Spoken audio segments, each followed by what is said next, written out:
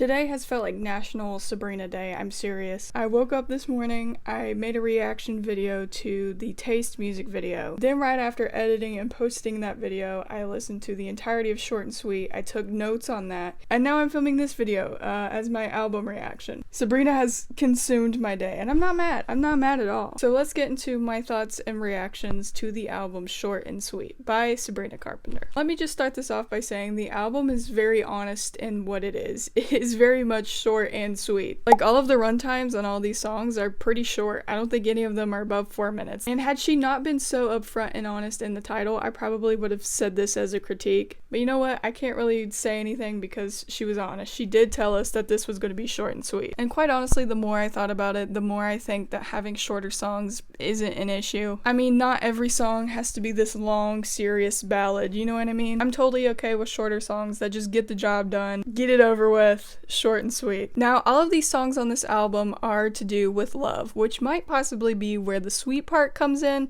but not all of them are sweet. Some of them are sweet, but some of them are like, I'm going to kill you. This album covers a lot of aspects of love. The good parts of it, the bad parts of it, the beginnings of it, the middles of it, the ends of it. I feel like there was a lot covered in the aspect of love, which I don't really see too much in songs. I mean, don't get me wrong, there is a whole plethora of love songs. Like, we have enough of love songs. But it seems like as far as albums are concerned, it seems like a lot of albums hone in on either the good side or the bad side, with not really in between. But it was good to see that this album is neither being in love album or a breakup album. It's just a love album, and I mean that. It's just collectively everything there is to feel about love can be found in this in this album. Even the ugly parts. And that is one of the things that kind of drew me to this album, is the honesty in it. I think Sabrina really let us into her mind a little bit, into her thought processes of how she deals with love, how she feels about love. She loves love.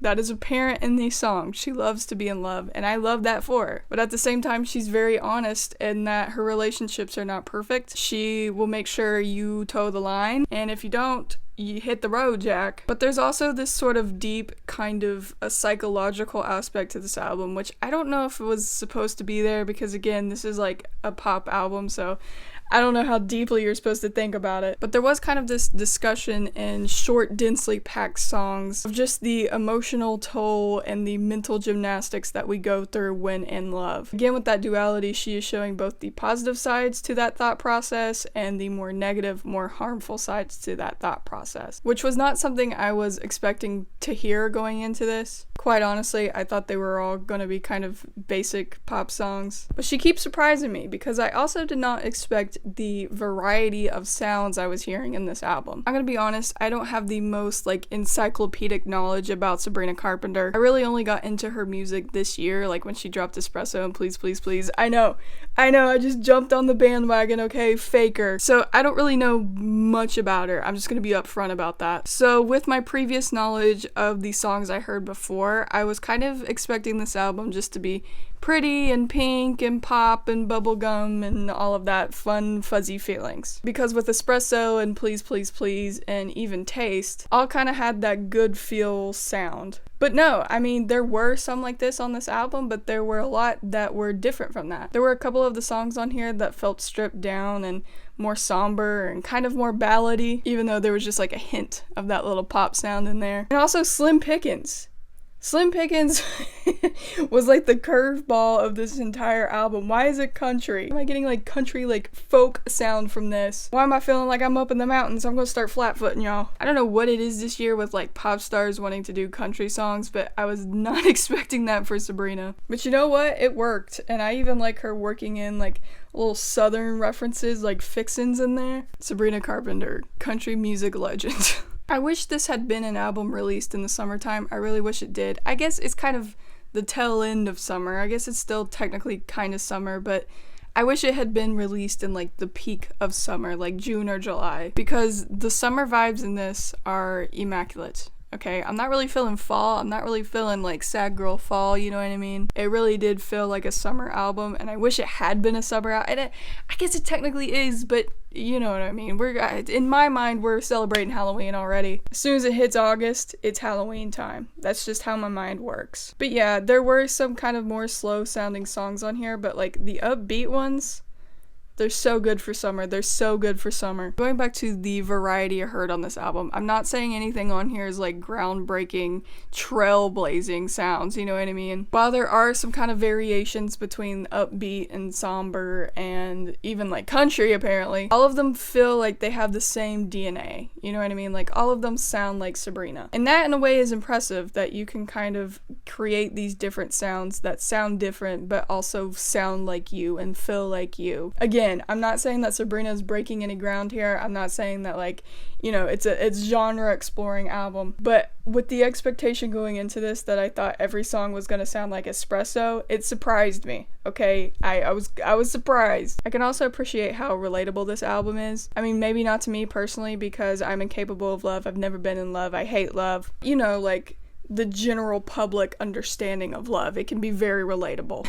Yeah, the topics explored in this album are highly relatable to anyone who's in any stage of love. Whether you first found this person and you're really, really in love, or you're in a relationship and things are going great, or if you're near the end of that relationship, or you realize that this person sucks. No matter where you're at in the relationship, I think there are songs that will speak to you on this album. Just because, again, there's so many aspects of love that are covered in this album. It's very interesting because the concept of love, right, is not anything new to music. Like, there's millions, trillions, and gazillion love songs. You know, it's a cliche by now, especially in pop music. But what's interesting about this album is I feel like none of the songs I heard on this album was a song that I've heard a million times before. Like, yes, they were love songs, and you can only be so unique with that, but I felt like I was hearing something new. I feel like the easy route in this would have been, you know, just talking about how great love is or how bad love is. But Sabrina kind of shows nuance, you know, like there's good and bad that can exist. Not a lot of the songs I listen to are about love. A lot of them are about